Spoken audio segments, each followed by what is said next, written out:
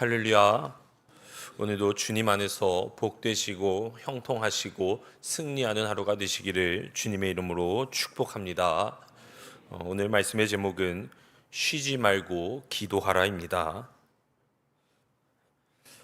디모데전서 2장의 배경은 바울이 젊은 동역자였던 디모데를 위로하고 또 올바르게 목회길을 나아갈 수 있도록 권면하는 편지입니다.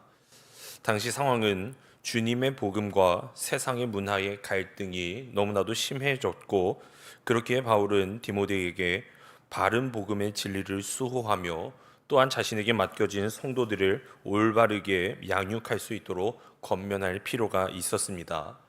그렇기에 사도 바울은 오늘의 편지에서 바른 복음을 수호하라고 계속해서 권면하고 있습니다. 오늘 말씀은 크게 두 부분으로 나눌 수 있는데, 먼저 1절로 7절까지 모든 사람을 위한 기도의 권면입니다. 또한 8절로 15절까지 남자와 여자의 태도의 역할입니다. 오늘 이 디모데전서 2장의 말씀은 전체적으로 교회의 기도 생활과 또한 남녀의 질서의 역할에 대한 교훈이 담긴 장입니다. 오늘 이 말씀을 통하여 오늘을 살아가는 우리들에게는 어떠한 영적인 메시지를 주는가, 함께 영적인 교훈과 기도의 제목을 삼고자 합니다. 첫 번째로 모든 사람을 위하여 기도하여야 합니다.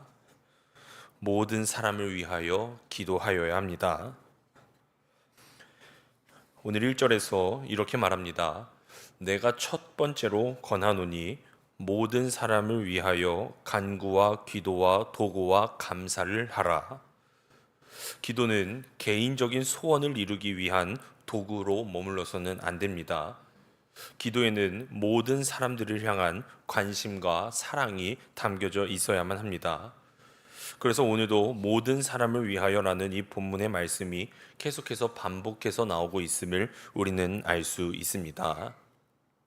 하나님께서 이 땅을 바라보실 때에 너무나도 안타까우셨던 것은 사람들이 구원의 삶을 살아가는 것이 아니라 죄로 인해서 사망의 삶을 살아갔다는 것입니다. 하나님께서 주시는 진리 가운데에 살아가는 것이 아니라 사탄이 주는 거짓에 속아서 살아가고 있었습니다. 그래서 6절에 보면 예수님께서는 이러한 말씀을 하십니다.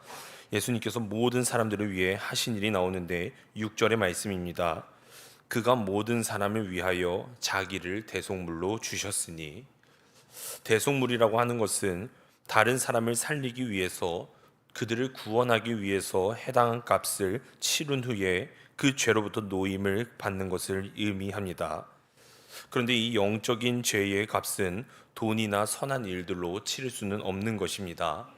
그래서 죄가 없으신 하나님께서 직접 죄값을 치르심으로 말미암아 이 모든 것들을 가능케 하셨습니다. 예수님은 모든 사람들을 향한 하나님의 그 안타까워하는 마음을 누구보다 잘 아셨고, 그러므로 죄 없으신 그분께서 나를 통하여 대속물로 주구사 모든 사람들을 죄로부터 구원하셨음을 믿습니다.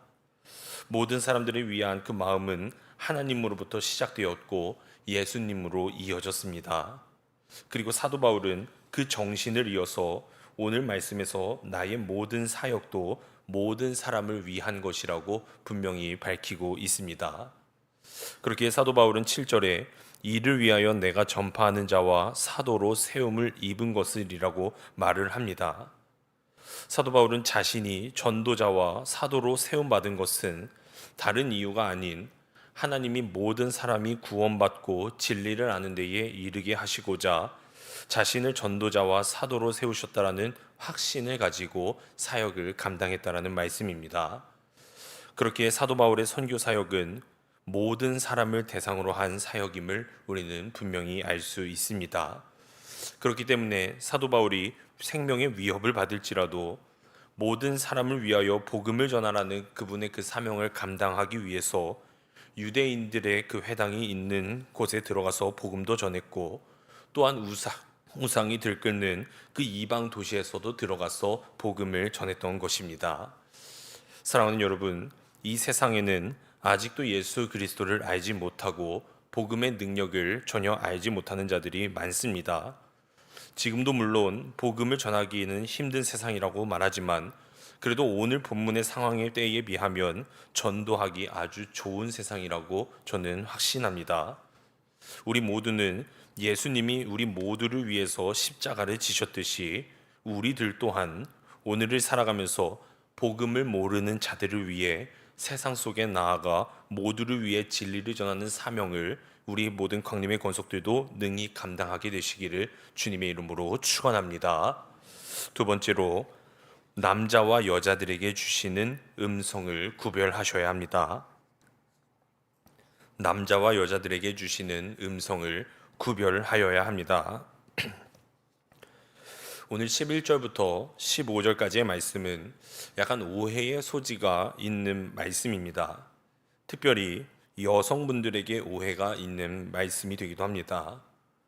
여성들에게 조용히 배워라, 계속해서 조용할지라 라고 말하니 듣는 여성분들은 어떻게 보면 기분이 나쁠 수도 있는 본문의 말씀입니다. 그러나 사실 그런 본문의 말씀이 전혀 아닙니다.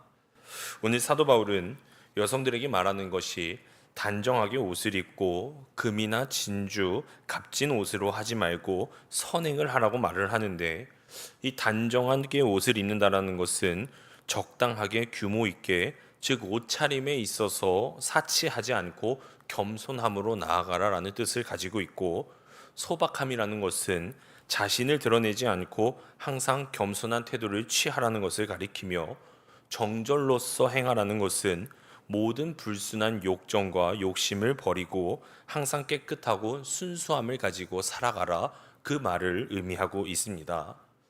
또한 본문에서 선행이란 그리스도인인 여인이 지닐 수 있는 최대의 아름다움으로써 공동체 전체를 유쾌하게 하고 또한 존경과 사랑을 받기에 합당한 행동을 의미하는 말씀입니다. 그러기 위해서 사도 바울이 이야기합니다. 일체 순종함으로 조용히 배워라. 거기에 더하여 12절처럼 여자가 가르치는 것과 남자를 주관하는 것을 허락하지 아니하노니 오직 조용할지니라. 여러분, 이 말씀 좀 강하게 하지만 이 말씀은 교회 안에서 여자분들이 아무 일도 하지 말아야 한다라거나 이래서도 안 된다라는 뜻이 절대 아닙니다.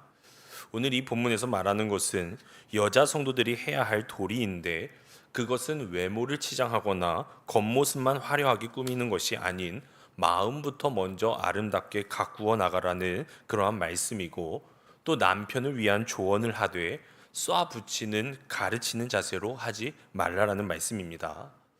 앞에서 선행이라고 말한 것이 바로 순종함으로 조용히 배우는 자세야말로 하나님께서 보시기에 아름다운 모습일 거다, 그것을 바로 선행이라고 말을 합니다. 또한 계속해서 말하죠. 11절에서 여자는 일체 순종함으로 조용히 배우라, 이 말에서는 먼저는 순종을 이야기하는 것입니다.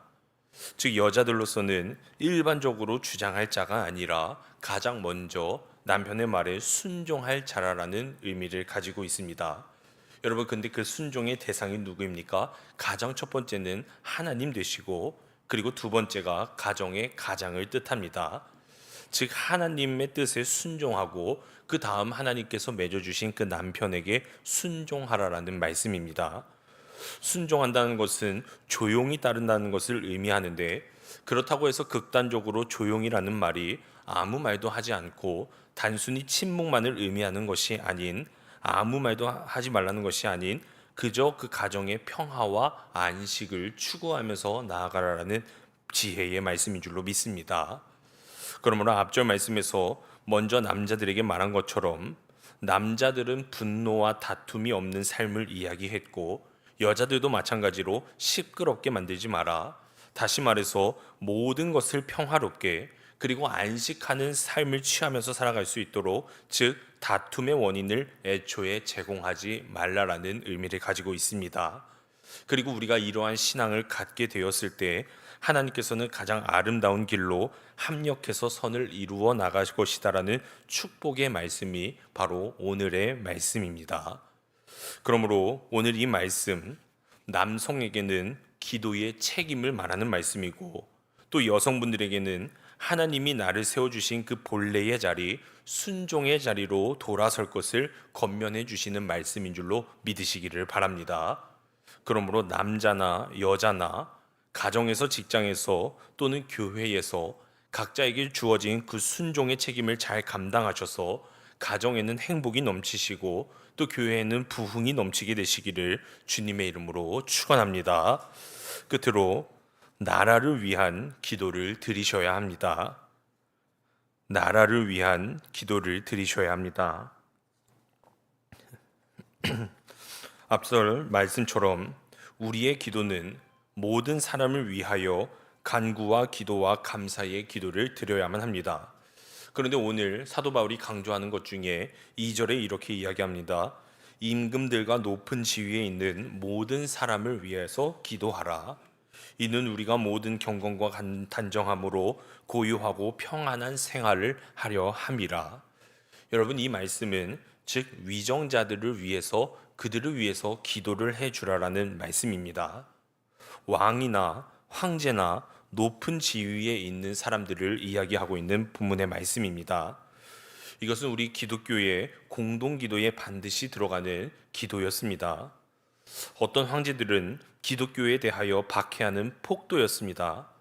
그러나 기독교에 대하여 반감을 가지고 박멸하려고 애를 쓰는 저 박해자라고 하여도 우리는 그들을 위해서 기도할 책임이 있다는 것을 오늘 성경 본문에서는 분명히 말씀해주고 있습니다. 그렇기에 초대교회의 일을 이은 속사도 시대의 터튠리안이라는 교부는 로마 황제를 위해서 기도하면서 어떻게 기도했냐면 그의 장수와 안정된 통치와 가정과 충실한 신하와 의로운 백성과 그리고 평화스러운 세계를 위해서 기도를 했다라고 말을 합니다. 즉 우리 기독교인들은 어느 누구의 적도 아닙니다. 우리가 적으로 생각해야 할 사람은 없습니다. 모두가 다 안타까운 마음을 가지고 기도를 해 주어야 할 사람들입니다. 그래서 그들이 다시 돌이켜서 하나님의 뜻에 합당한 정치를 할 수 있도록 우리는 끝까지 기도를 해야만 할 줄로 믿습니다. 그렇기에 우리 광림교회도 항상 공동의 기도 제목 가장 첫 번째 잘 아실 겁니다. 가장 첫 번째 기도 제목이 나라를 위한 기도이고 그리고 위정자들을 위한 기도임을 잘 알고 계실 줄로 믿습니다. 그러기 위해서 우리는 지역 사회를 위해서도 기도해야 하고 또 우리가 살아가고 있는 이 대한민국이 복되고 잘 살고 하나님의 통치가 넘쳐오르는 나라가 될 수 있도록 기도를 하는 것입니다. 3절 말씀에 이어지는 3절 말씀에 이렇게 말합니다. 이렇게 기도하는 것이 우리 구주 하나님 앞에서 선하고 받으실 만한 것이다. 바로 이러한 기도가 하나님이 원하시는 것이고 선하고 받으실 만한 제물이 된다라는 말씀입니다. 영국의 스코틀랜드에 메리라는 여왕이 통치하고 있었습니다. 그런데 이때는 시기상으로 가장 어두운 시대라고 말을 합니다. 종교는 부패했고 윤리와 도덕 또한 말이 아니었던 시대였습니다. 정치도 표류하고 있었고 또 그 메리 여왕은 불륜을 저지르고 백성들은 도탄에 빠졌었습니다. 그리고 왕에게 직언하거나 왕이 하는 일에 반대하면 그 즉시 피로 물들이는 일들이 굉장히 많이 일어났던 세대였습니다. 이렇게 가장 어둡고 암울한 이 시기에 한 사람의 기독교 지도자가 하나님 앞에 엎드려서 기도합니다. 하나님, 이 스코틀랜드를 구원하여 주시옵소서. 아니면 차라리 저에게 죽음을 주시옵소서. 이렇게 간절하게 기도한 사람이 있으니 이 사람이 바로 종교개혁자 존 낙스였습니다. 그는 처음에는 개혁운동을 펴다가 그 메리 여왕을 피하여서 2번이나 도망을 쳤습니다. 프랑스로 떠나고 스위스로 떠났습니다. 그리고 스위스에 가서 우리가 너무 잘 아는 존 칼빈 밑에서 개혁 신학을 공부하고는 죽어가는 저 스코틀랜드를 구원하기 위해서 다시 고국으로 돌아가게 됩니다. 그리고 다시 한번 그의 결사적인 기도, 나라를 위한 기도, 그리고 국가를 위한 기도에 이제는 메리 여왕도 두려워서 떨게 되었다라고 말을 합니다. 그래서 메리 여왕은 영국의 전 군대보다도 존 낙스를 두려워하기 시작했습니다. 사랑하는 여러분, 악한 사탄도 기도하는 사람을 두려워할 줄로 믿습니다. 하나님은 당신 앞에서 기도하는 사람을 절대로 부끄러움으로 끝나지 않을 수 있도록 분명히 응답해 주시는 분인 줄로 믿습니다. 그러므로 우리들도 우리나라를 위해서 오늘 이 시기 정말 진심으로 여러분 무릎 꿇고 기도해야 할 줄로 믿습니다. 요즘 이 나라를 위해서 기도할 때입니다. 그리고 기도하는 자들이 있다라는 것을 저 위정자들도 느낄 수 있도록 여러분 우리가 합심하여 기도해야만 합니다.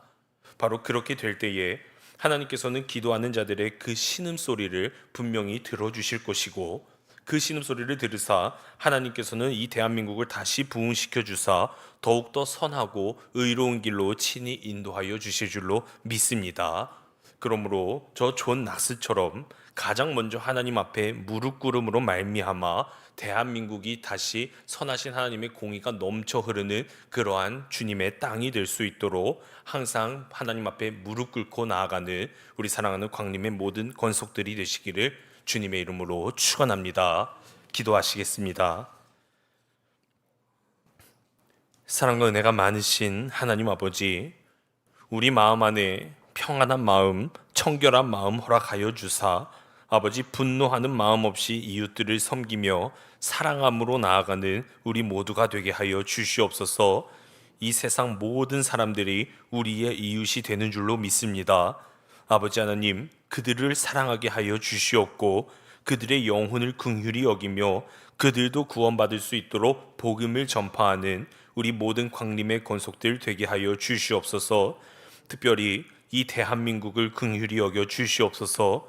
하나님께서 세우신 모든 위정자들을 위해 우리가 외면하는 것이 아닌 그들이 다시 하나님 안에서 하나님의 뜻이 나타나는 정치를 해 나아갈 수 있도록 주님 그들을 붙잡아 주시옵고, 우리 또한 그들을 위해 전심으로 기도하여서 이 대한민국이 다시 하나님께서 뜨겁게 인도하시는 그러한 기독교적인 국가가 되게 하여 주시옵소서. 오늘 이 새벽 시간 하나님 앞에 귀한 예물 올려드리는 손길이 있습니다. 아버지, 이들의 그 드리는 손길을 기뻐 받아 주시옵고 하나님의 놀라우신 축복과 하나님의 능력이 차고도 넘칠 수 있도록 은혜 위에 은혜를 더하여 주시옵소서. 함께하여 주실 줄로 믿사오며 예수님의 이름으로 기도드려 싸움나이다. 아멘.